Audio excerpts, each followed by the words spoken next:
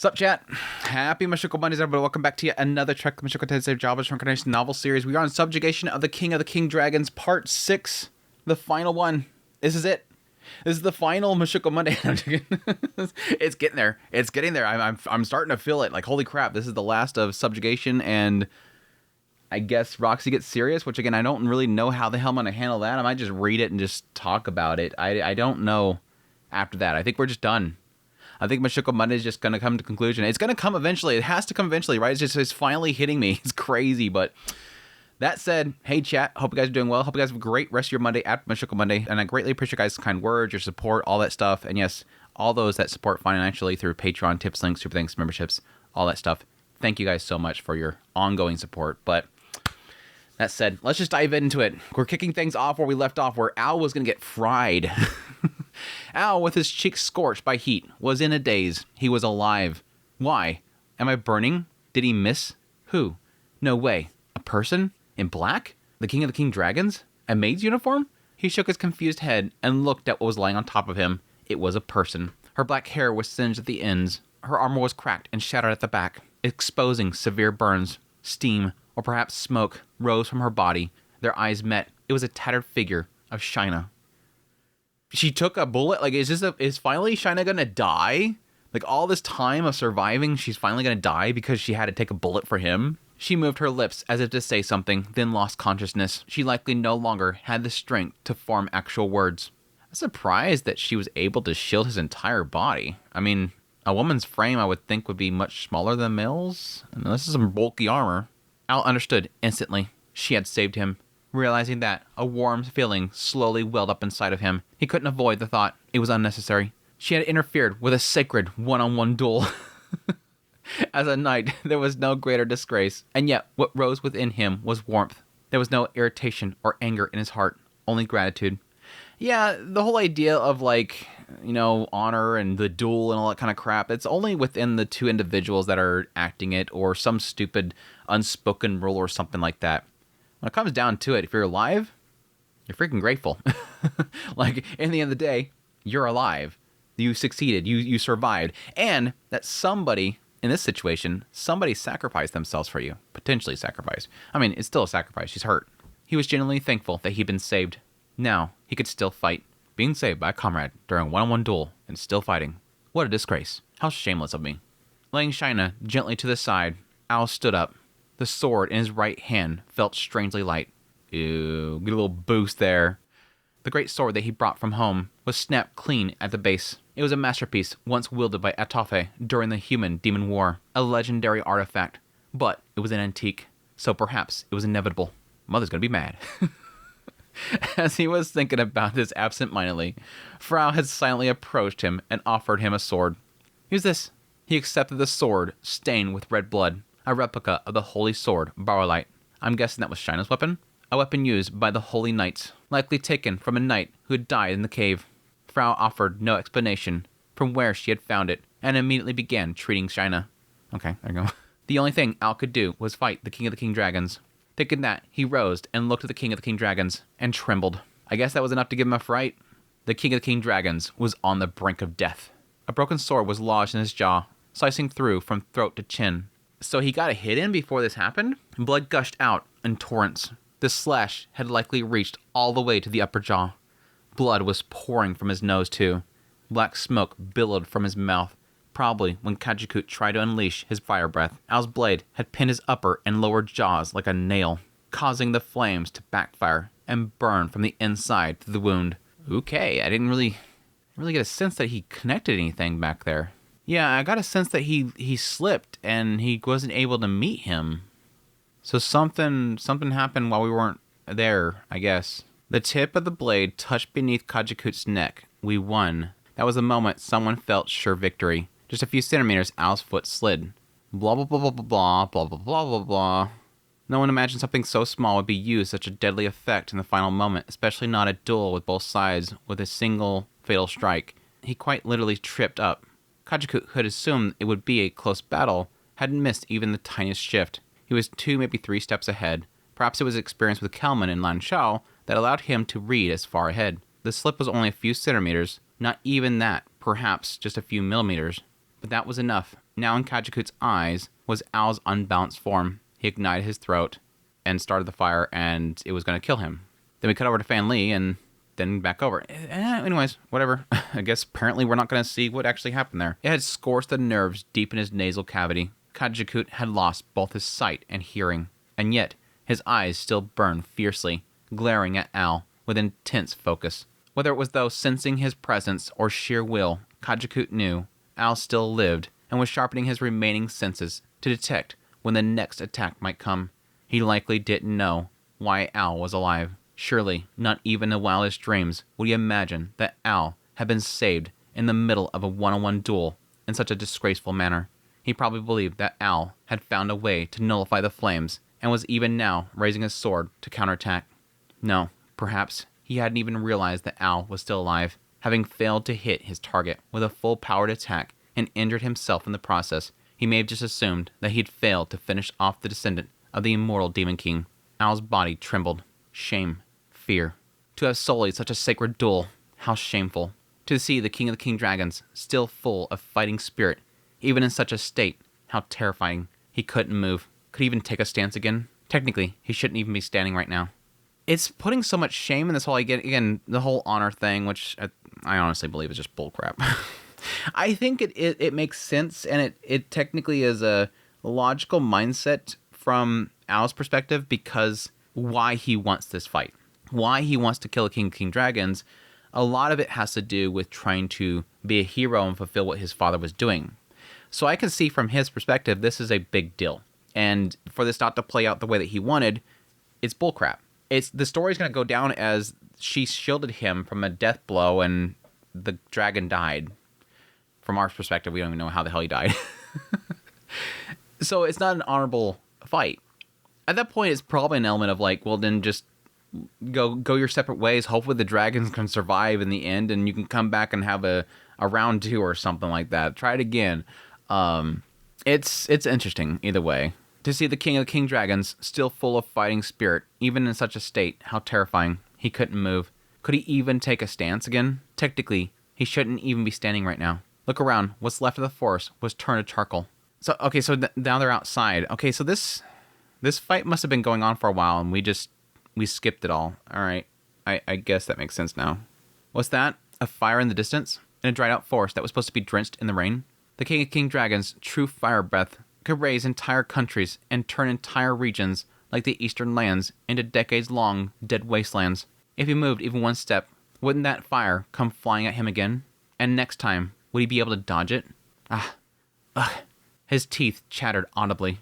Fear gripped every inch of Al's body. He was afraid of death. Born as the son of the immortal Demon King Atafe, a member of the bloodline most distant from death in his world, Al had lived without threat, without fear.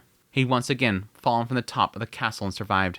He believed in his invincibility. It had always been easy to ignore the idea of him dying or being harmed. I won't die. The idea of dying was less realistic.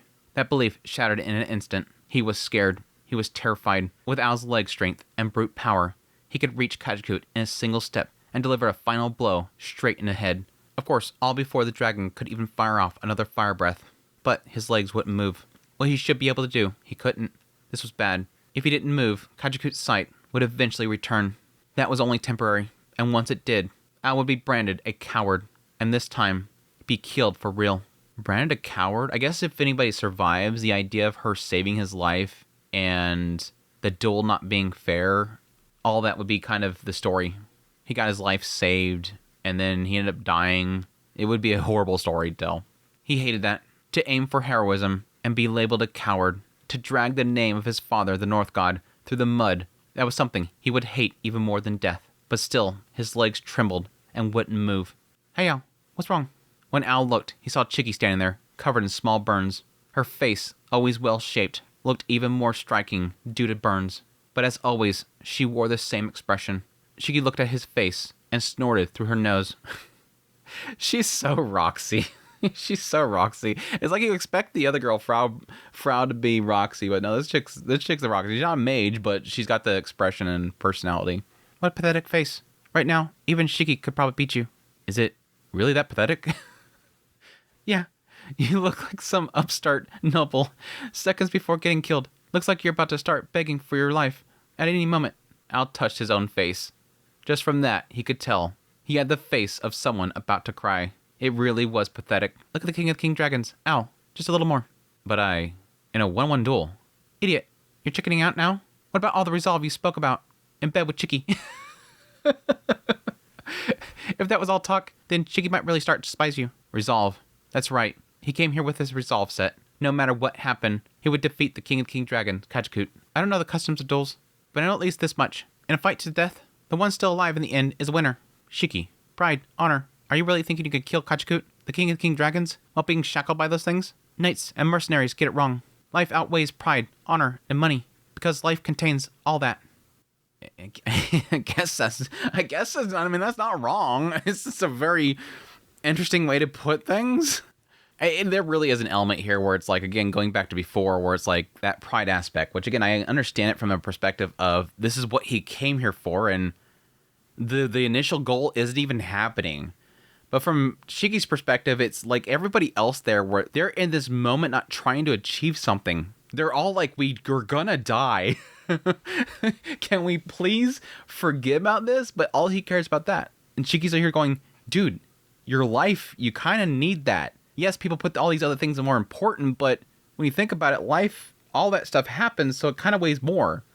That's why in this world, the one who kills something becomes a hero. If you can't do that, then give up on being a hero. No, I can't do that. The trembling stopped. If you kill the King of King Dragons, Kachikut now, he might be called a coward who stayed in a 1-on-1 duel. Even if not, the guilt within him would never disappear. He would regret it for the rest of his life. But that fear turned into nothing but strings of words. Al raised his sword. Fighting spirit surged from his body. I think it's really the fact that you need to kind of change your perspective here. I think you can get branded as a hero from this whole thing while knowing the truth, but accept it as you and your allies overcame something that is extremely powerful. Who cares how it went out? The duel part, just take the duel part out of there. You three overcame something. I'm assuming it's three. I don't know what else. Again, I don't know what happened in the fight.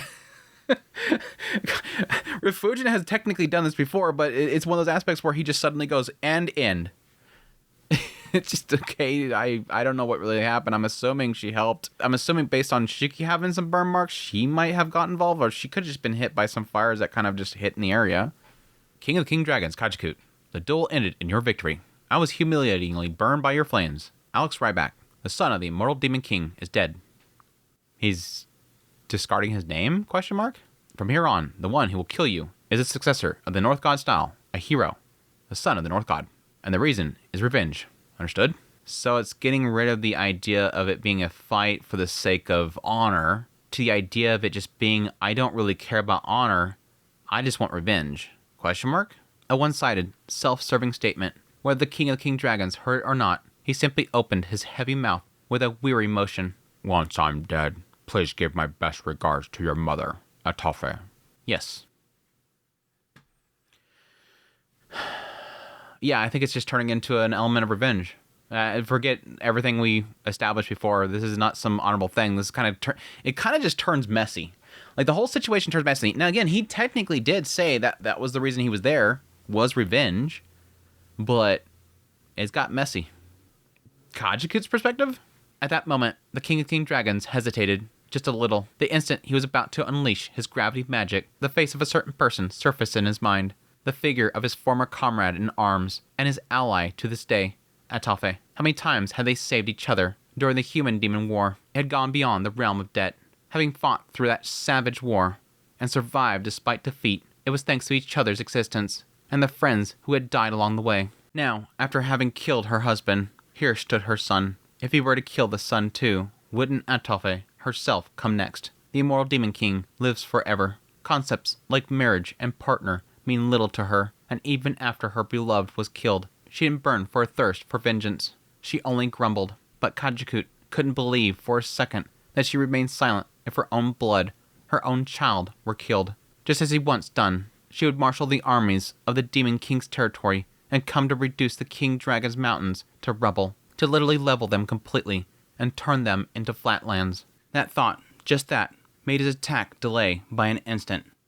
I don't think so. I mean, yes, technically towards the later parts of the series, there was like this little moment of like, it obviously gave the indication that like only with him was she like backing down.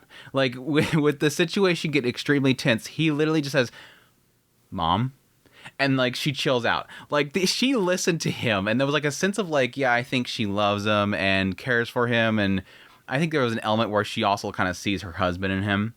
There is an element of like, this is my son. Like he definitely took upon himself like the person I love, and there's a love element there. But like, I don't know. It's like I never really think of her like thinking that much through this kind of stuff. That to the extent of what he's doing here, like she's gonna come tear up this place just because I killed him when he came to kill me. I think even with the husband, she kind of respected it because he came here to fight you, and he lost. Yes, it sucks, but that was his choice. Like I'm not gonna come here and kill Kajakut, who I fought alongside, when that was his choice. And it's my choice, my son now too. So I don't see it. I don't see it. But again, that's what's going through Kajiko's head. Like whether it's true or not isn't the point. It's the fact that he thought about it. The fact that his brain right now is processing this.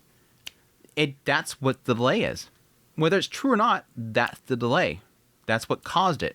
As a result, Al's sword slashed from his throat to the roof of his mouth, and his own fire breath burned out his optic nerves. Because of that brief hesitation, the enemy's ally managed to make it in time. Kajakut had no intentions of making excuses like, if only there hadn't been allies. It was an attack that would have killed him even if someone had stepped in. But because of the slight hesitation, the allies' intervention prevented his death. In that case, of course, his ally would step in.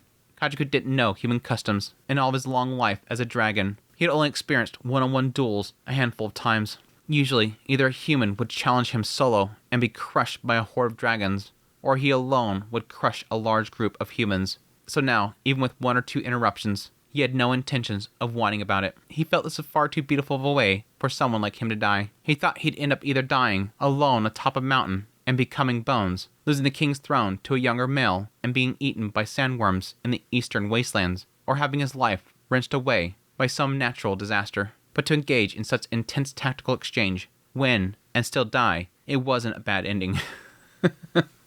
I mean, yeah, as opposed to just dying alone on top of a hill, it's a more glorious battle experiencing something like this, but yeah.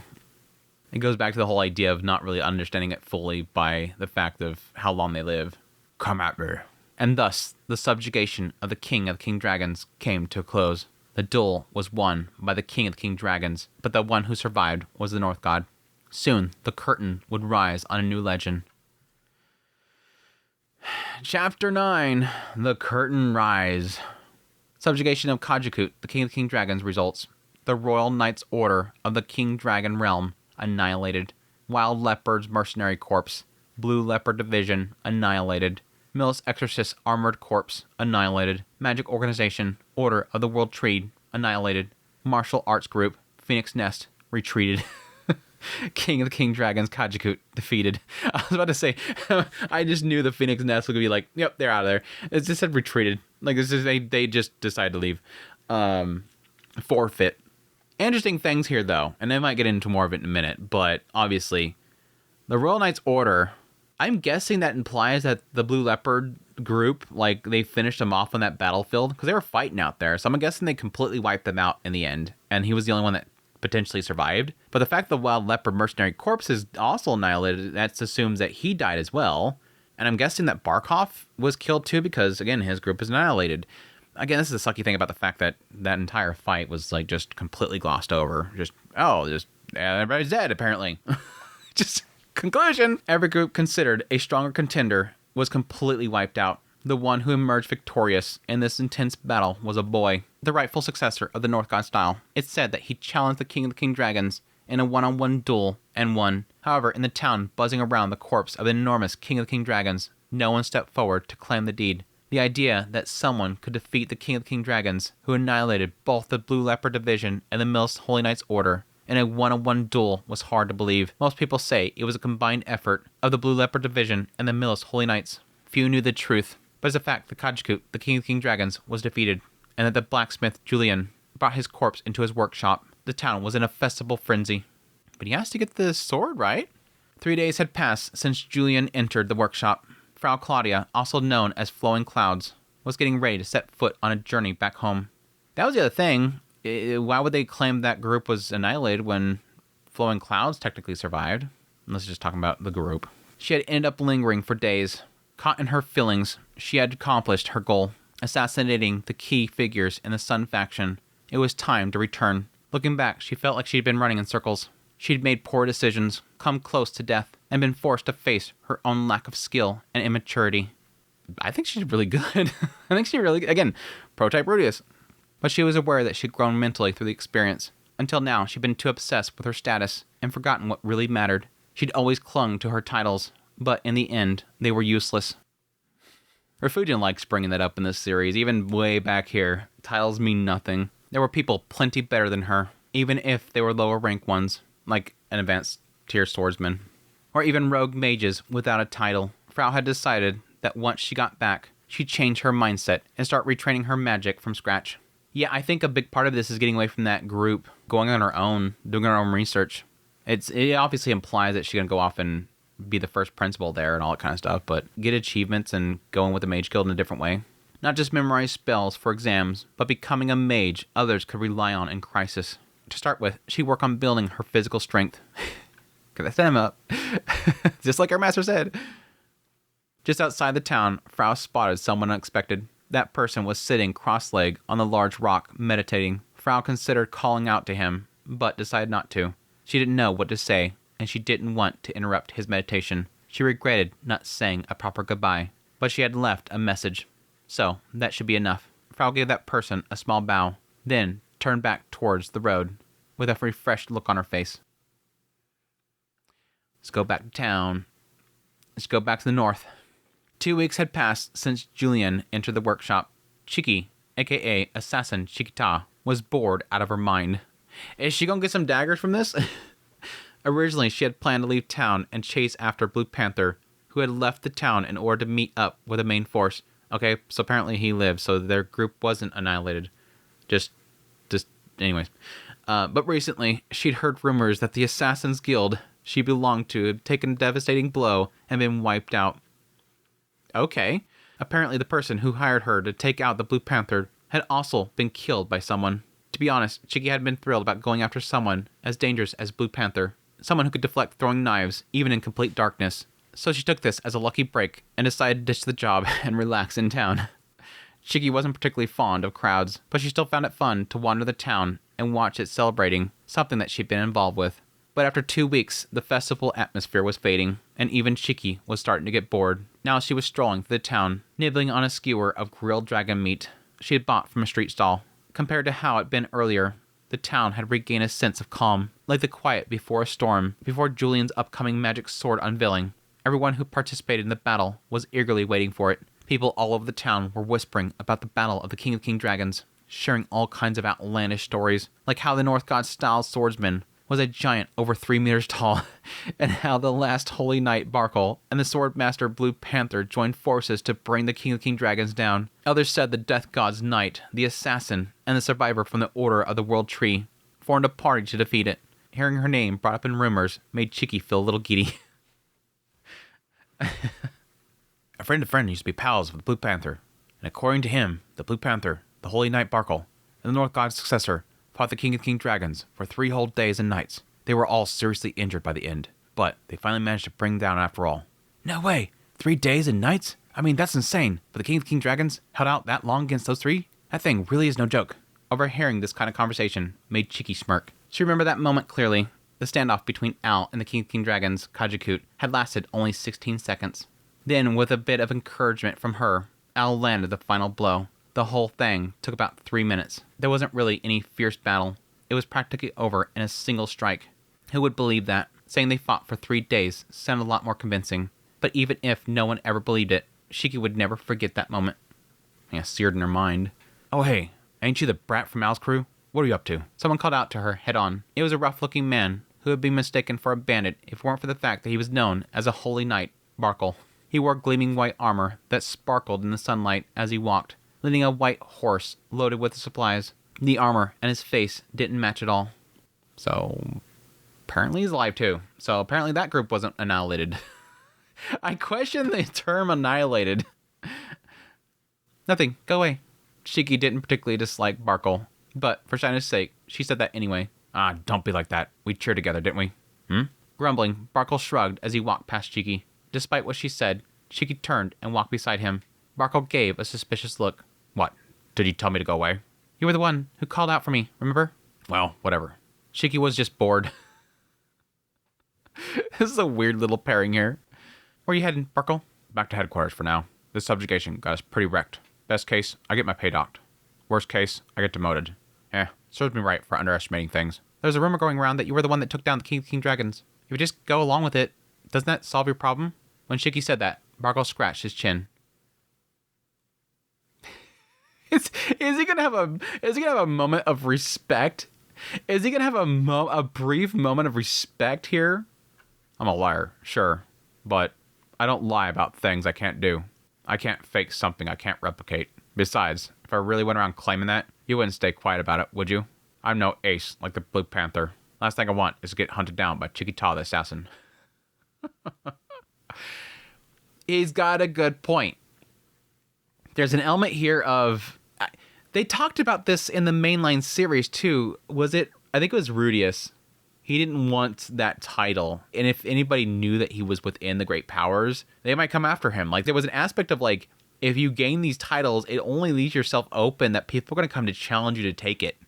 I don't want that. If I take this title, people are going to think that I can do this. For his sake right here, yes, it's going to be like, oh, well, you did that, so go take out this other dragon. And they're going to start expecting things of him. It's true, if this guy started to parade around like some war hero, not just Chiki, even Shina, flowing clouds, and probably even the Blue Panther would turn on him.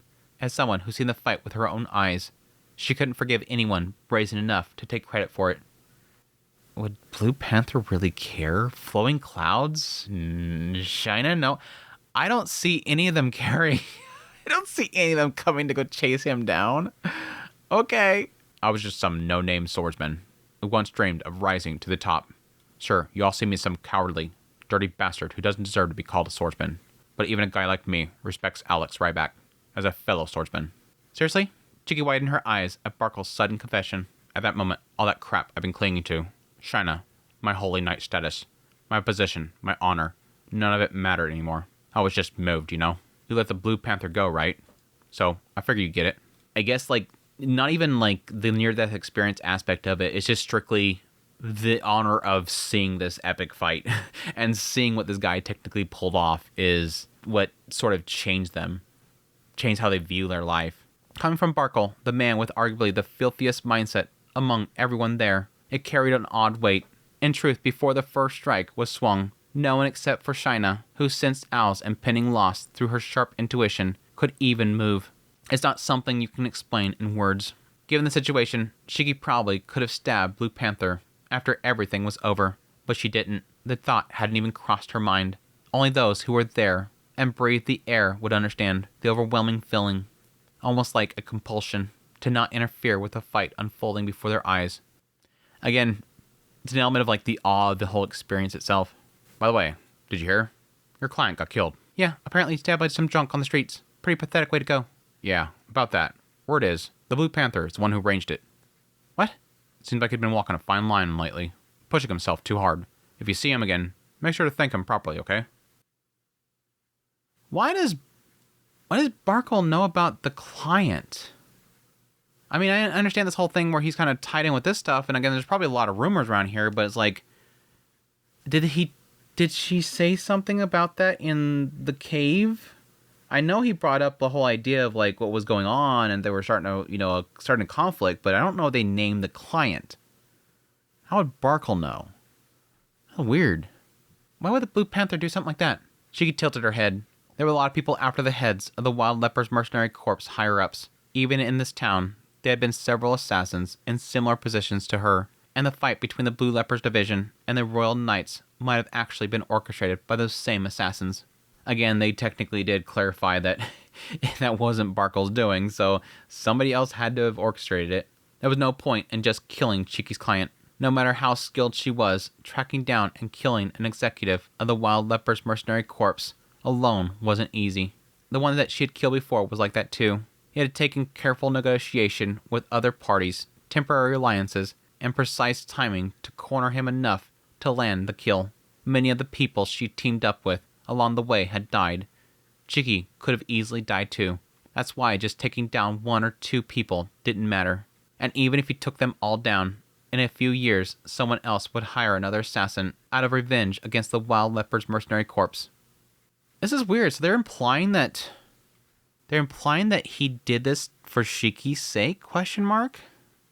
Or he's going to the source. But again, they're talking about the idea that a lot of people want them dead. Come on, that's just a Blue Panther being a softie. He doesn't want to fight with you. What? Why not? It's that camaraderie thing, you know? He probably doesn't want any of us who were there to end up killing each other. I feel the same. Thanks to that fight, I was finally able to let go of chasing China after all these years. Don't tell me you're different. You still want to kill the Blue Panther? No.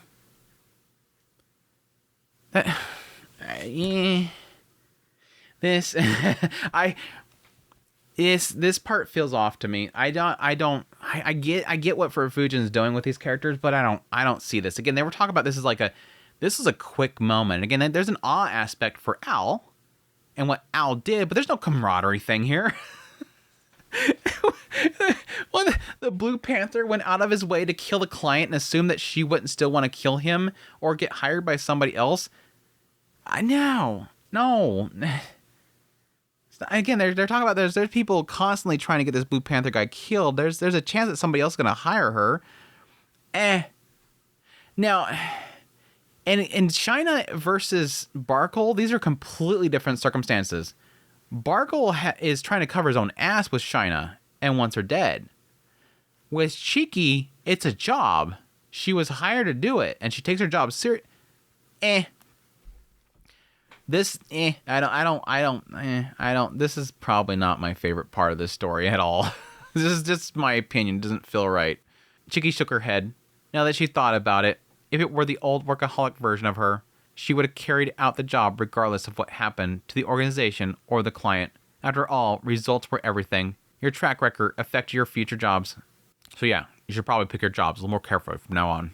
None of your business. Yep, you're right. Doesn't sound like me at all. Barkle let out a dry chuckle. They could see the town's western gate ahead. More people were entering than leaving. I want to get back quick, so I'm planning to cross the wasteland of death. You and China came through there, right? Anything I should know? Take the long way around.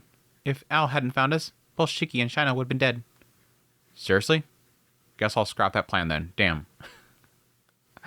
Shiki came to a stop, and Barkle turned back to look. Then, like he just remembered something, Barkle opened his mouth. If things ever go completely sideways for you, rely on the Holy Knight's order. I'll pull some strings. Tell Al that too. But don't tell China. Later. What is that? Don't expect anything for it? Well, yeah, it's again, this is kind of a little bit too played up as cheesy. None of this, I don't see Barkle doing any of this crap.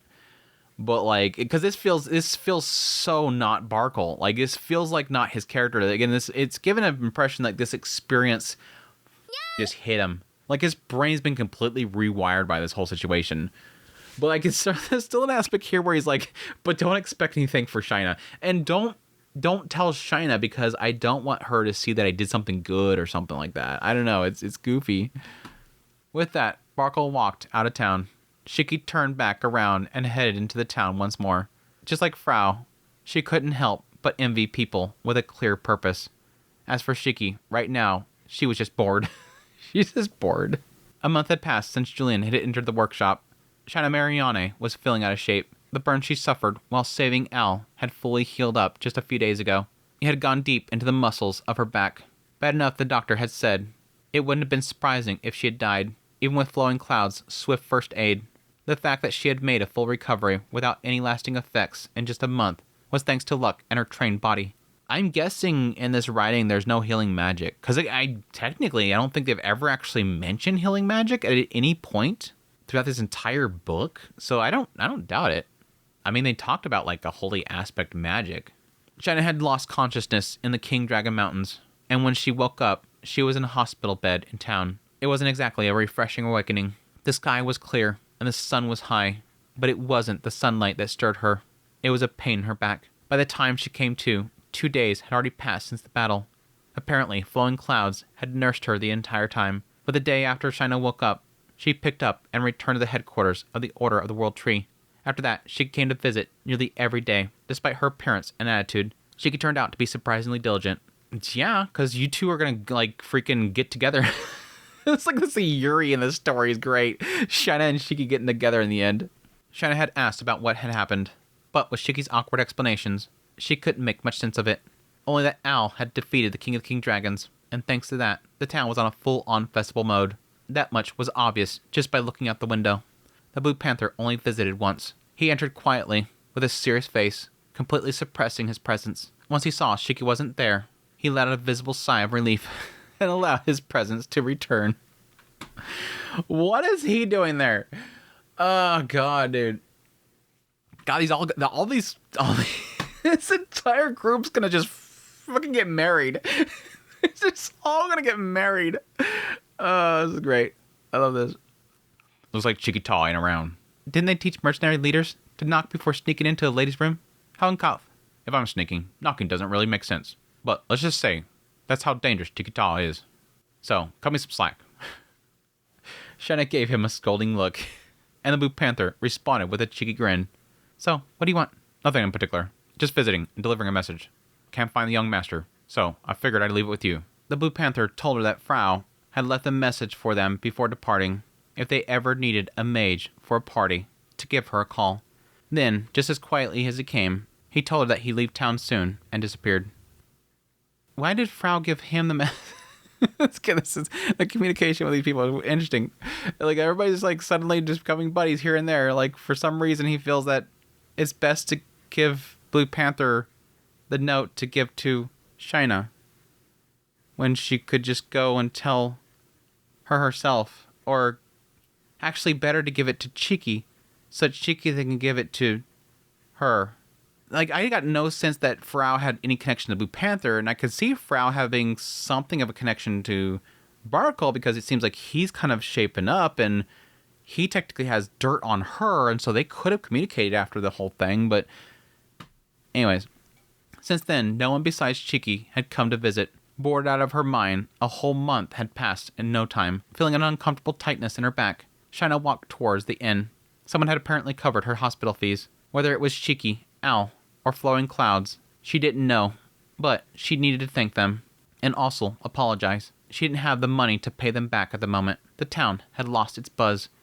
The festival was over, but there was still an undercurrent of excitement in the air, likely because Julian still hadn't emerged from the workshop. Apparently he was forging a sword using every part of the King of King Dragons, from the tip of its head to the end of its tail. Shanna had no idea how you turn a creature into a sword, but with a being that powerful, the resulting blade would undoubtedly be legendary, maybe even worthy to be called a divine sword. Yeah. Neither the Blue Panther nor Shiki seemed particularly interested in such things, but Shina could understand the excitement of everyone eagerly awaiting the announcement. What about Al, though? He's mad, isn't he? Shina thought back on that moment, the instant Al was about to swing his blade, just before his foot slipped. See, that's that part. So it literally was that one swing. Just before his foot slipped, a jolt ran down her spine. She instinctively knew the boy before her was going to die. She had jumped in without even thinking what she was doing. Shina was a knight. Knights are creatures who valued honor above all else. Without that sense of honor, you can't be a knight. You can't even call yourself one. And aspiring to be one would be laughable. Shina wasn't particularly fond of duels, but if someone were to interfere while she was engaging in one, she would take it as a stain on her honor and be genuinely furious. Even now, when her name was a wandering knight and being dragged through the mud and her reputation was at rock bottom, that must have been true even for someone as morally questionable as Barkle. Of course, Barkle was the kind of man who would never accept a duel without guaranteed win. He was small-minded like that, but even so, once a duel began, he would uphold his honor as a knight. X to doubt. X to doubt. I mean, the position here is of a duel, but Barkle like had like his life as a knight and he threw that all away with the crazy stuff that he did. What is a duel? What is a duel compared to like his duty as a knight of Milis and to the lives that were entrusted to him and the people that trusted him with their lives? What is a duel to that? X to doubt. Again, no. I don't follow that mindset at all. Al probably hadn't become a knight through any formal process, but judging by his behavior, he must have been properly educated by his mother, the Demon King Etoffe. And since he aimed to be a hero, he surely would have wanted to beat the King of the King Dragons in a fair and honorable way. There's no way he'd be satisfied. What do I do? A sigh escaped her lips. He probably hated her. Just thinking that made her chest tighten. She felt like crying. Aww. Aww. But there's no point in dwelling on it. I don't regret it. Yes, she didn't regret it. And why would she? She seen a boy was going to die and jumped in there. He might not be able to live with it, but he's going to live. He might not be able to live with it, but he'll live. When she arrived at the inn, Shiki was on the bed, wearing a serious expression as she lined up her knives. All of them had unusual shapes. When she'd first seen them, they looked more like collector's items than functional weapons, but considering how they flew in unpredictable arcs through the air, their design was quite practical. There had once been about 10 of them. Now there was only 3. The rest of them probably lost in the mountains. Custom made? They were a gift from Shiki's master. I took care of them, but I lost 8 in one go. It's the first time I've ever lost so many at once. I originally had 20, but... Shiki sighed and gently wiped each knife with a bedsheet before placing them back in their sheath. The bedsheet again. Then she faced Shina again. You feeling better now? It still hurts a bit. By the way, where's Al? Shina looked around. She had checked Al's room first, when she got to the inn, but he hadn't been there. She assumed that he'd been in this room. So he was going out to meditate, and hasn't been back since. Then again, it's Al. He's basically immortal. No need to worry. Even as she said this, she kept cleaning and putting on her knives all over her body with a serious face. She didn't seem too concerned about the number of knives. She was more preoccupied by where exactly to wear the 3 that she had left. Shina watched her, then untied the bundle of her belongings in the corner of the room. She pulled out an unusual maid outfit. Shina traveled with 7 nearly identical outfits. The one that she was wearing had been burned and ruined. She had been in a hospital gown ever since being admitted, and it had constantly fell off. There, that's better. She changed quickly and gave a firm nod to herself. Her armor had been destroyed, but it couldn't be helped. Seeing her, Shiki let out an exasperated voice. Hey, Shina, I've been meaning to say this for a while now. Maybe the reason why people start calling you Death God Knight is because you dressed in a creepy all-black getup. Shina blinked, confused. What nonsense was a small assassin talking about? That's ridiculous. Man's the most harmless beings in the world. Uh-huh. I'll remember that. But you still don't look harmless wearing that. Appearance is everything. She gave a rare, awkward smile. Without her armor, she tried to put on a sword belt, and realized her sheath was empty. Shina thought back to where she left their sword. She stabbed Barco with it in the cave, and left it there. Seeing Shiki with only 3 knives, Al probably dragged her exhausted body back to town after defeating the King of the King Dragons, and couldn't bring back anything else. Well, what's gone is gone, and she could probably manage without a sword in town anyways. Again, I thought that was a sword that she had, but again, it said that it was the swords that the knights wore. Which way did Al go? Out of town. Said just outside the gate. Said it was too noisy to meditate in town. There's probably the north gate. When did he leave? When Shina asked, Shiki folded her fingers and started counting. When she got to 30, she finally looked up. About 30 minutes ago? Or 38 hours ago? Just as Shina thought that he might be back, if it was the latter. Shiki suddenly widened her eyes and said, now that I think about it, he hasn't come back even once in about a month. He'd been meditating for a while now. Shiki and Shina both rushed out of the inn. Alex Ryback sat atop a lonely rock outside of town meditating. Though meditating sounded nice, he was really just lost in thought. He was thinking about the battle, the duel with the King of the King Dragons. It was true. He was alive.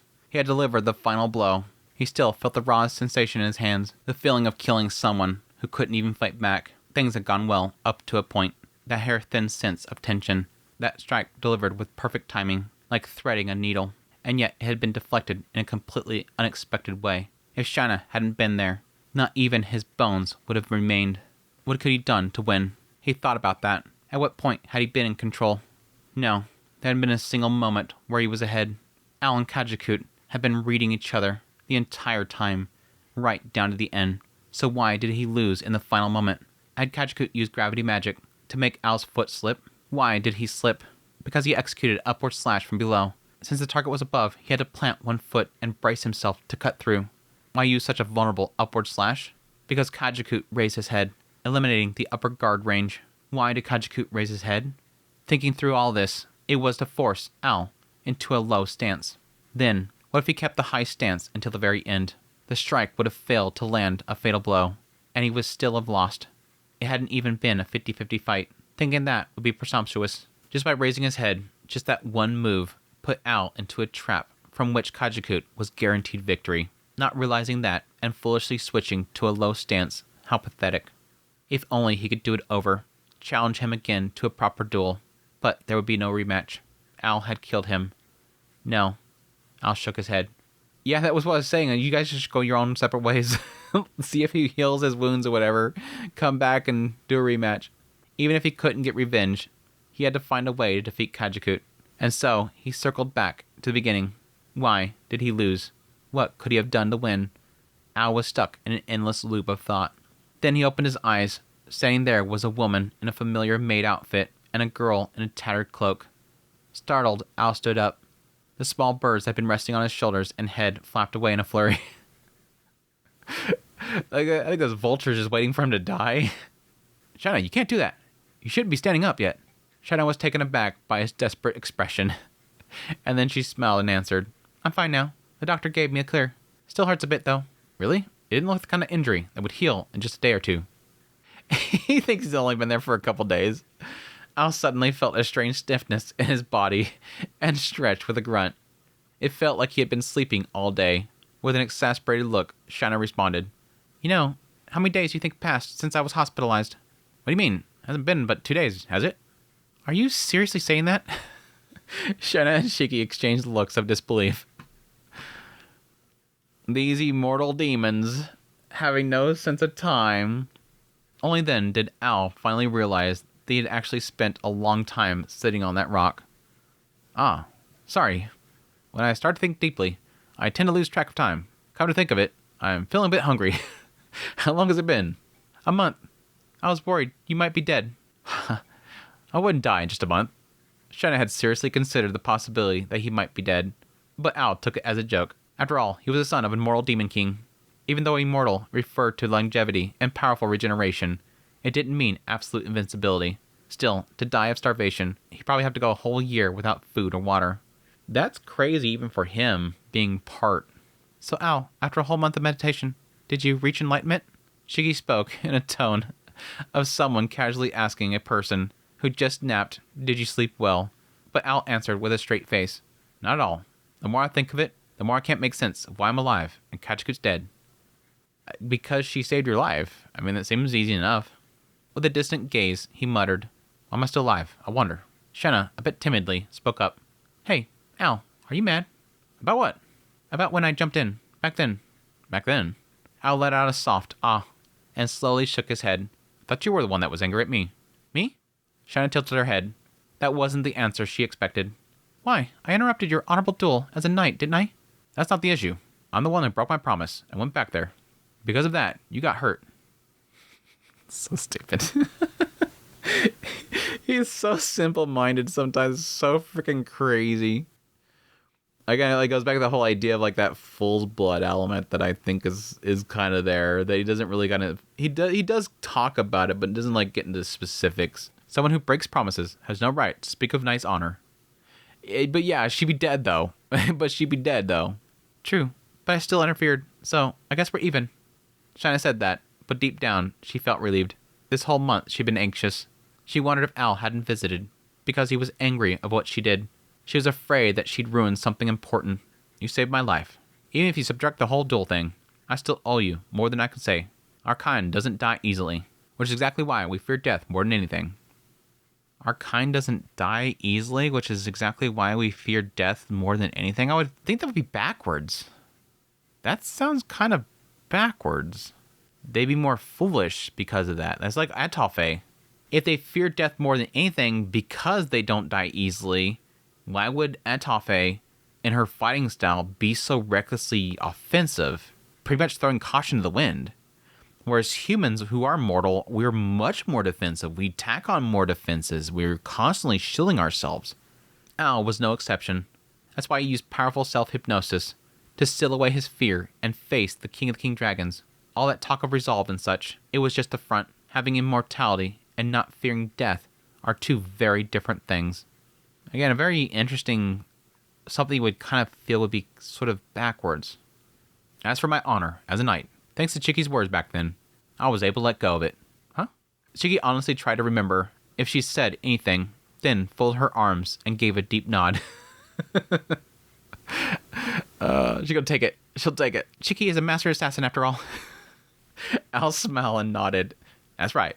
Then he immediately turned serious. What I've been thinking about is, how could I have won? In that moment, what should I have done to defeat Kajikut? Do you know, Shana? Caught off guard, Shana recalled that scene. Her intuition that Al would lose wasn't because she read Kajikut's moves. It was because Al failed to take a certain action while Kajikut waited. Huh? Let me think. I guess if you had used a feint before the attack that triggered the gravity magic, you could have dodged it. Then, when he raised his head to fire that fire breath and left his chest wide open, you could have stabbed him there. Wouldn't that have worked? That wouldn't be wrong. I mean, again, from Kajikut's perspective, he thought that was going to be a feint. And again, he said, I would have died. So she's pretty much reading what sort of Refugium went with that whole thing there. It was a straightforward, correct answer. Al was just too embarrassed to admit that he didn't know how to use feints. At that moment, a sudden commotion could be heard from the direction of the town. It was as loud as a parade when they carried Kajikut's corpse through the streets. Maybe Julian finished forging the sword. As Shina said that, Shiki started walking. Let's go see. The other two followed. With the setting sun behind her, Shiki walked along with a bounce in her step, acting her age for once. Watching her, Al and Shina felt like all those thoughts, knightly honor, duels, victory, or defeat, started to seem completely meaningless. What mattered most was that they were alive. Staying here, right now. That was everything. Yeah. Again, is the idea of like everything has value in the world, but like life itself contains all those things. I kind of, as much as it's kind of a dorky little statement back there, it's kind of a very significant statement. Always put life before everything else, because without life, you can't have those things. Life contains those things, no matter how much of a quantity it is. 48 swords were unveiled. That many swords were forged from the gigantic King of the King Dragons. 24 were classified as demon swords, 24 as holy swords. Holy and demon swords, paired opposites. Each pair had opposing abilities. Swordsmen would be desperate to get their hands on such overwhelmingly powerful weapons. 10 were donated to the King Dragon realm. The remaining 38 were distributed amongst many merchants who had been sponsoring the effort. Julian, looking quite satisfied, collapsed from exhaustion the moment the unveiling was done, falling into a deep sleep that looked almost like he had died. I mean, it implies that he'd been working for like a month. Even a robust demon would end up like that after forging swords nonstop for a month without eating, drinking, or resting. And the swords he forged captured people's hearts. The colorful blades clearly contained different magical properties at a glance. The swords glowed faintly and were strangely shaped. These swords held such power that they mesmerized not only swordsmen, even ordinary people found themselves enchanted by them, to the point that they wished they could wield one themselves. Yeah, I'm kind of surprised at the merchants. I don't think they ever implied the idea of the merchants taking them. I think they may have. But this idea that like they gave some to the kingdom and the rest were like going to the merchants, and the merchants were going to, I guess, go and sell them themselves. But like, I hope you have some protection. I can see those merchants getting taken out before they leave town. Or as they're leaving town. Later, countless lives would be lost in battles over these swords. Hundreds each year. But of course, no one knew that at the time. Those are amazing. Think Julian can forge Chiki's knives too, if we asked? Wouldn't that be too difficult? Chiki's knives are weirdly shaped. Don't call them weird. They're cool.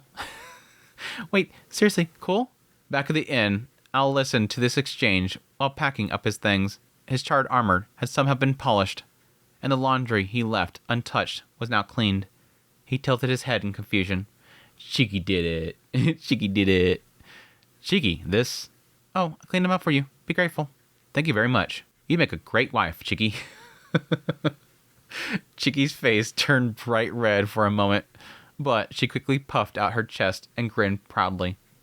When I'm all grown up, come and marry me. You'd be my ticket to a life of luxury, Al. I'd even settle for being a mistress. Chiki wants easy retirement. Though, my master always said, marrying an assassin means if you cheat, it turns into a real deadly fight. So, it's not recommended, but Chiki's willing to make... Chiki's willing to be lenient about that part. I hear being a Demon King's wife isn't easy either. Heroes come to attack from time to time. Al said that with a laugh, stuffing everything into his travel bag and standing up. His armor clanked with a metallic rattle. While Chiki and China had been chatting, Al had already finished preparing to leave. The two stared at him in surprise. Al, where are you going? I haven't decided that yet. I heard the sword god once defeated my father, so maybe we'll go beat him next. Or maybe, considering what Kachikut said, I should return to my homeland first. Yeah, either way, I guess I'm heading north. Either way, north? your homeland's north? That's weird. Sorry, I should have phrased that differently. It's already night. Shouldn't you wait until tomorrow to head out? As China said that, Al blinked a few times as he considered her words. Then, he spoke as if it was the most obvious thing in the world. But there's nothing left for me to do here. Besides, at that moment, someone knocked on the door. So late at night, could it be an enemy? Shenna and Shiki immediately tensed. The door wasn't locked. If things went bad, the window would be their only escape route. They exchanged glances, communicated silently. They shouldn't have any enemies in town, but it was reflex. The door's open. Come in. Only Al remained completely relaxed. Setting his... He just got done killing a king of the king dragons. Of course he's relaxed. Was this dude going to be panicking? Only Al remained completely relaxed, setting his bag on the floor and casually opening the door. With a creak, the door swung open. You're... Al raised his voice in surprise. The person who had entered wore a thick robe and a hood pulled over his face. Dark purple skin peeked out from beneath the hood. I was wondering when this dude was going to come bring him a sword. But it came down to this idea of, like, how did they find out it was him? Because it doesn't seem like anybody wants to kind of clarify the true story here. It's all rumors.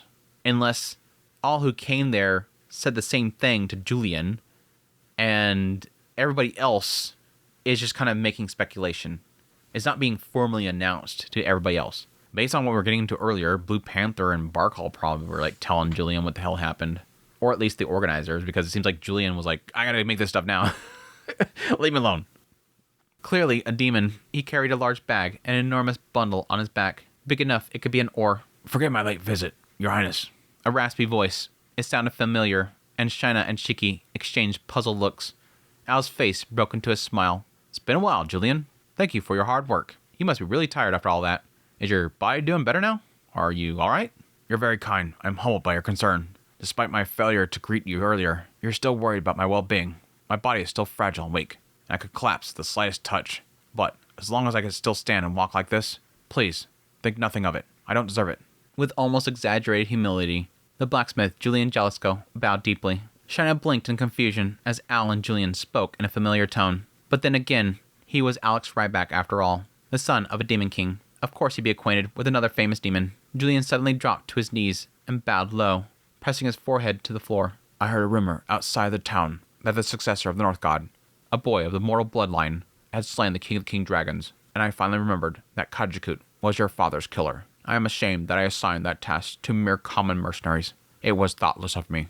I've come tonight to offer my humblest apology, bowing 7 times, and then once more, making it 8.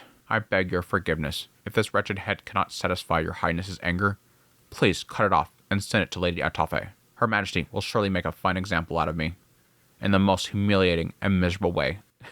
Jeez, dude.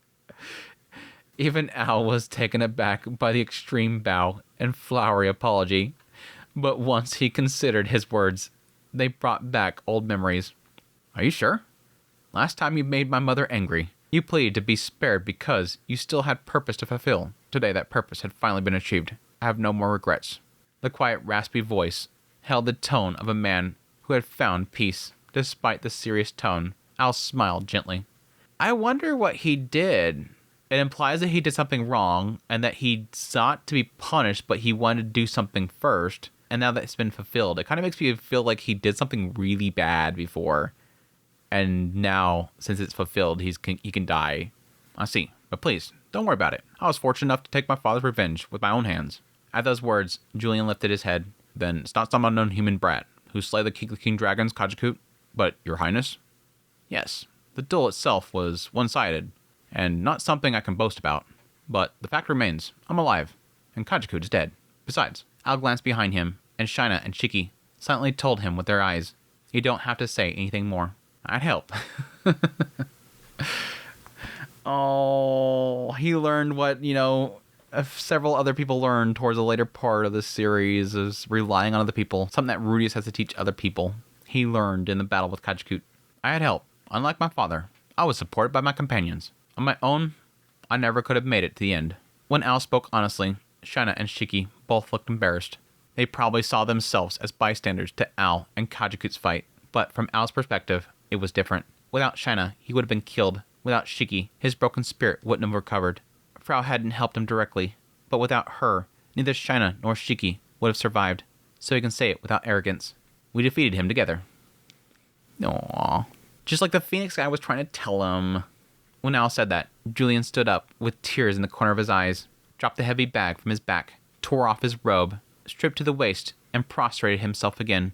It might seem ridiculous for a grown man to go that far, but Al knew this was the highest form of gratitude in Julian's clan. It sounds very Japanese. It's like one of those moments where it's like it gets so Japanesey. It's like, why is this Japanese culture stuff like super like ingrained in this world? Where'd it come from? I wonder. Thank you for avenging my dear friend, Kalman Ryback. Thanks to you, I have fulfilled the vow of vengeance. I swore to heavens and earth the day Cal was cruelly devoured by the king of king dragons, Kajikut. Okay, so apparently he made... this whole thing was around that. He literally made this call out and claimed that he was going to make swords for everybody as long as they can kill him. That's why he doesn't want anything.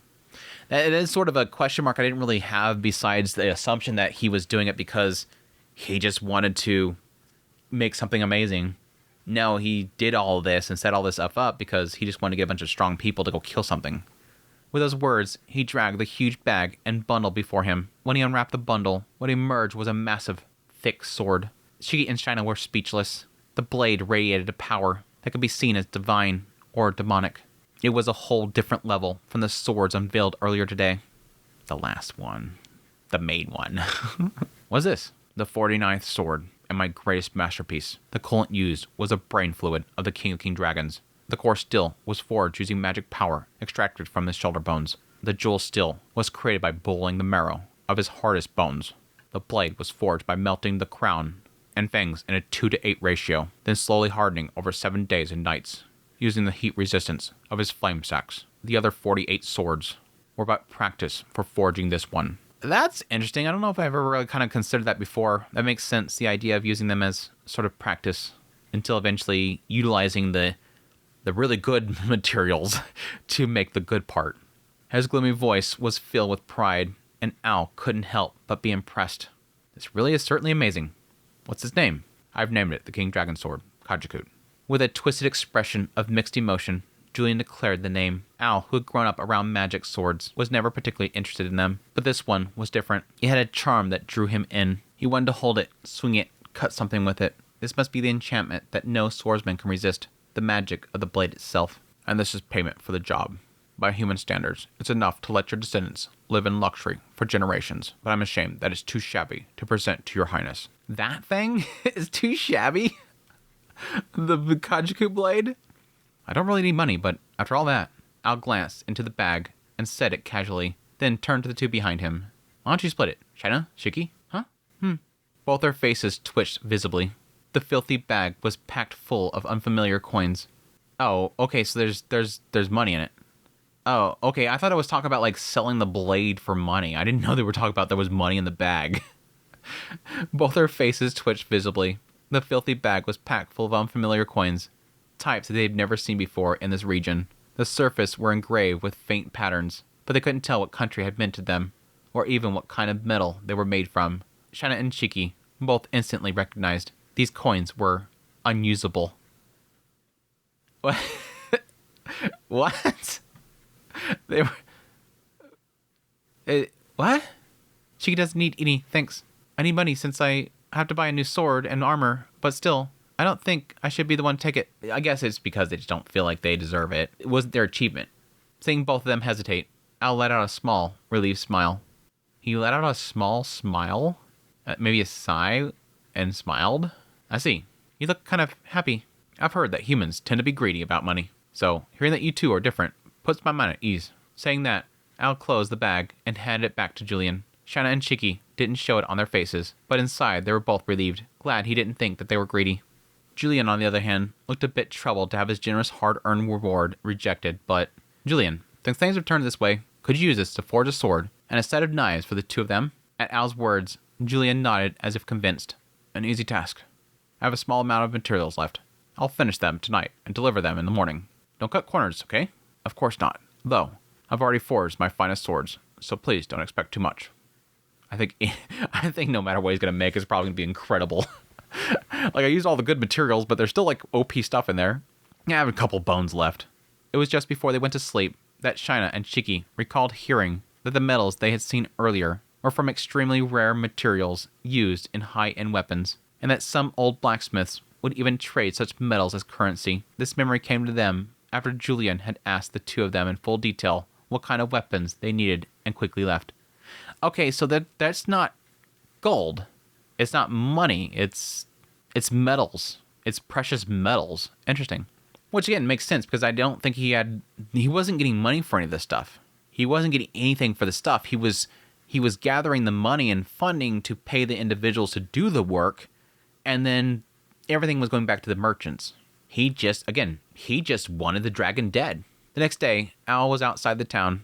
His destination, north, the demon continent, located in the northwest. Okay, yeah, a little bit off here, of the central continent.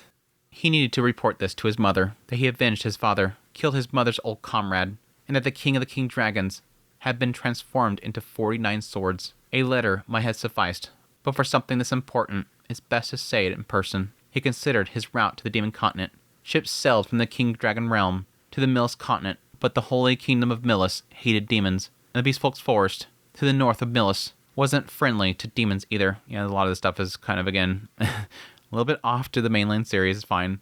That continent was no place for demons at all. Al looked mostly human, but those like Julian would notice. So, the best path was the same one he came by, through the wasteland of death, following the coastline to the port and boarding a ship. It wasn't exciting, but you remembered the road best by walking it both ways. Ow! Just as Al was thinking about stepping towards the wasteland, a sharp voice called out behind him. There was a hint of anger in it. When he turned around, he saw Shina, clad in shiny new armor and a fresh cape fluttering in the air, and Shiki, still wrapped in her usual rugged cloak, running towards him. Al smiled as he noticed a brand new sword at Shina's waist. Ah, good. Looks like you both got your weapons forged. Julian might not seem like it, but he can be a bit loose on deadlines. Honestly, I'm surprised that he finished them on time. Hope he didn't cut any corners. When the two reached him, they stopped and tried to catch their breath. They must have been running pretty hard. Did you forget something? He was pretty sure that he hadn't brought anything that would cause trouble or that was worth worrying about.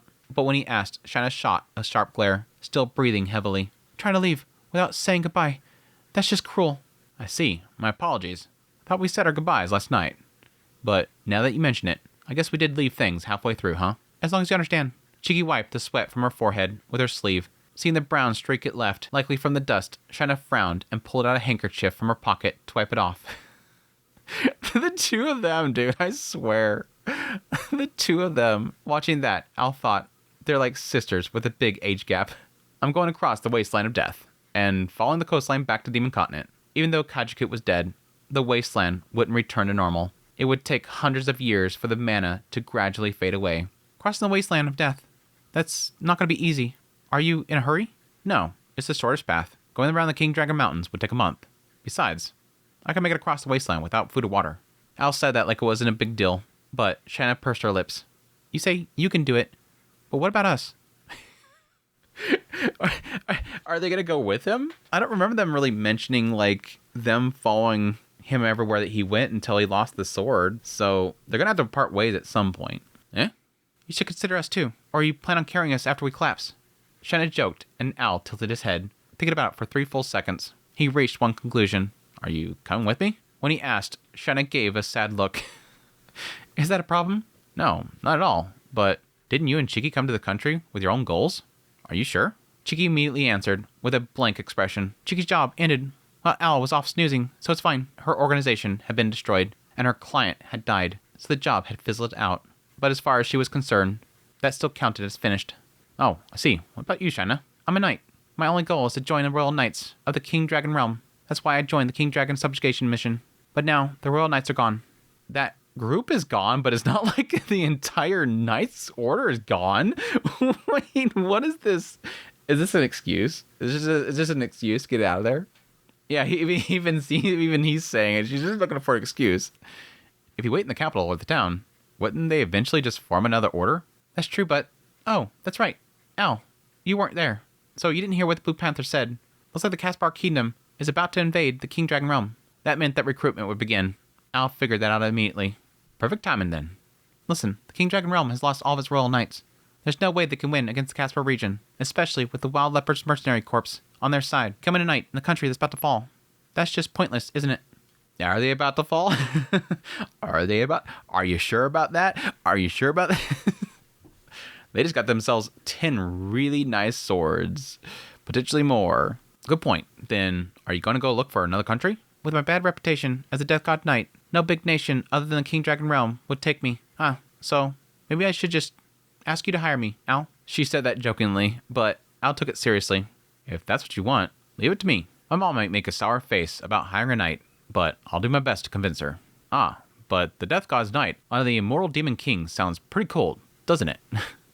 If I put it that way, she might actually go for it. She has a soft spot for flashy stuff. Yep, that sounds about right. That sounds great. Before she goes to train her and breaks her. Hey Al, while you're at it, hire Shiki too. Shiki just lost her job after all. You too, Shiki? I hope there's an opening for an assassin squad. If not, I don't mind working as a castle maid. Shiki's a maid? Well then, even if it's a bit of a detour, shall we take the route around the King Dragon Mountains?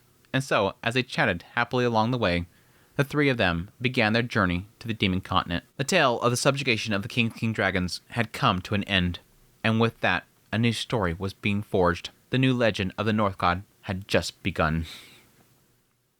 Epilogue! The final. This is it. The end.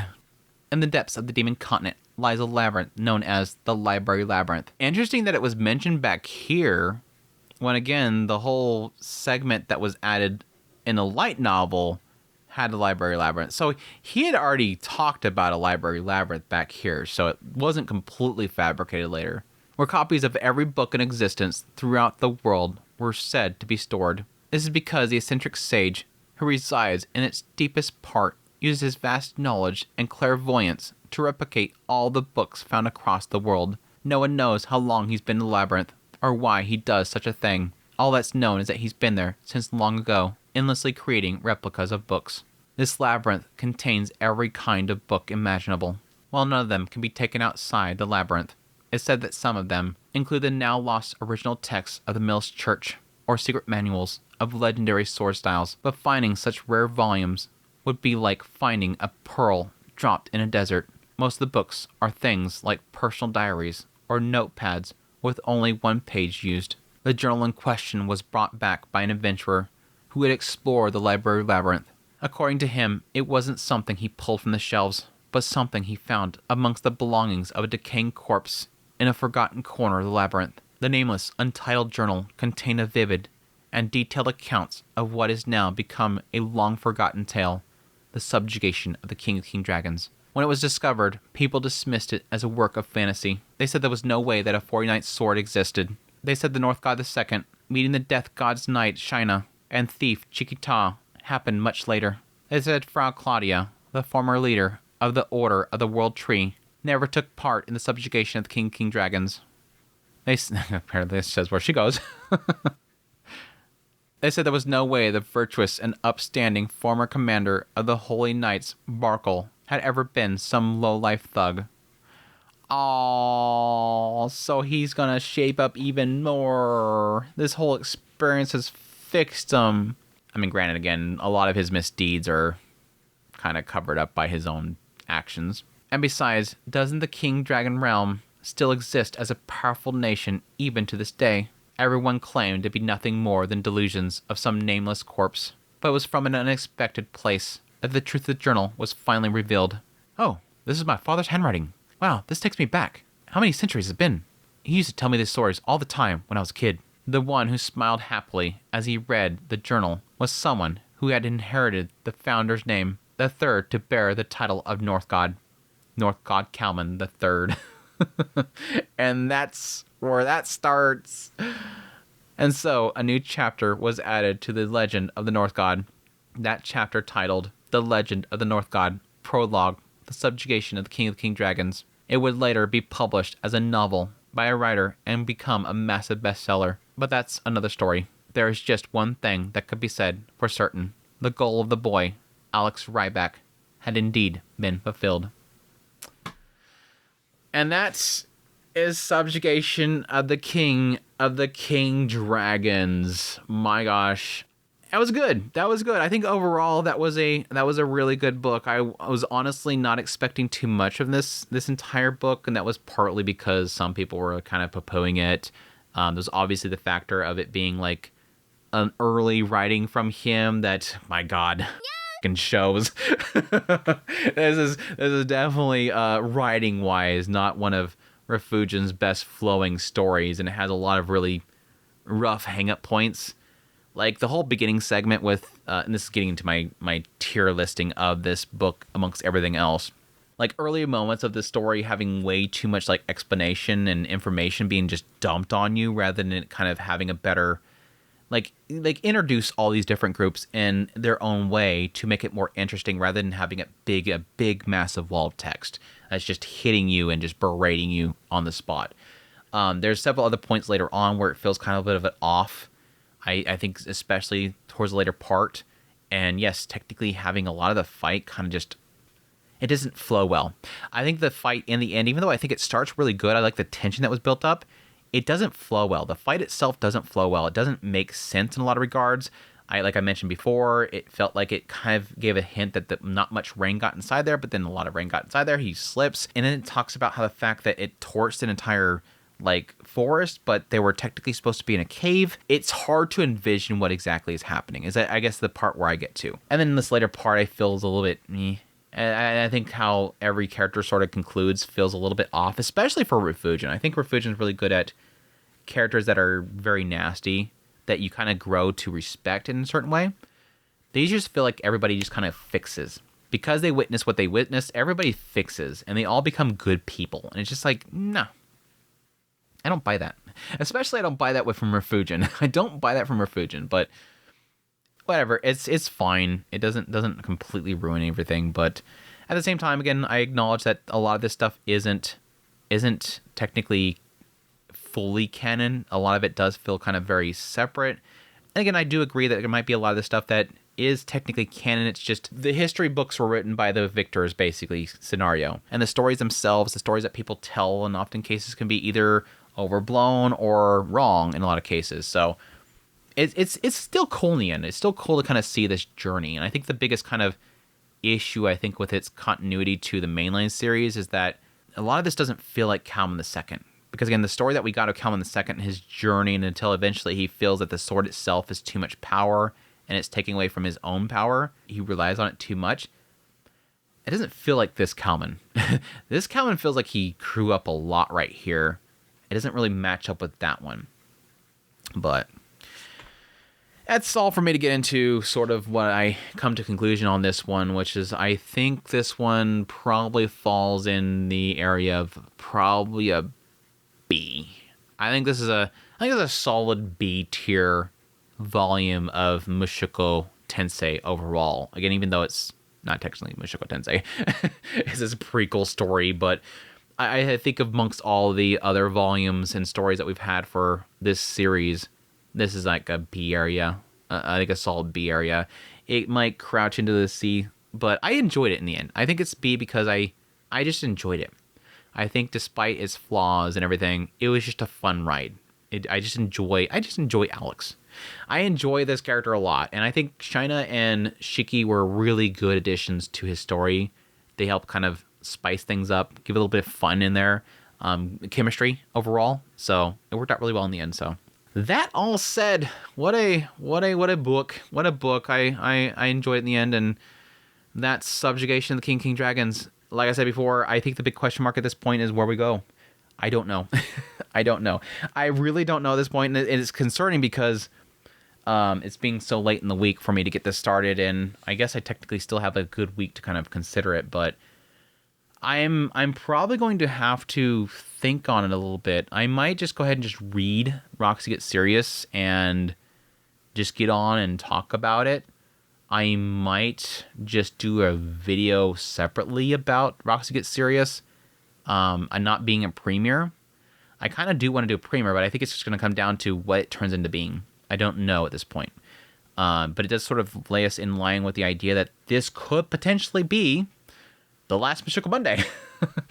This could potentially be the last Mushoku Monday. I don't know. If you guys see me talking about this right here, it's probably being considered. If not, then there's a chance that I've found something else that I want to talk about and make a Mushoku Monday on. But either way, that's not here or there. It's been a long journey. It has been a long and very interesting journey, and if we don't come back here, it's gonna be hard to accept. It's gonna be definitely hard to accept. This has been my Mondays for several years at this point, so it's gonna be a very emotional one to kind of give up on. I had a lot of tears here. A lot of emotion, everything, but I'm not ready to really be 100% committing on that quite yet. So stick around for a little bit longer. We'll see how it goes, but that's it. I hope you guys enjoyed this Mushoku Monday as always. If you did, again, make sure to hit the like button. I greatly appreciate you guys' support, your kind words, all that stuff. It means a great deal to me. And yes, like always, greatly appreciate everybody support channel monetarily through Patreon, tips, links, super thanks, memberships, all that stuff. Thank you. But until the next Mushoku Monday, if there is one, there's going to be at least one. If it's not going to be a premiere, it's something to be Roxy Gets Serious at least. But y'all take care.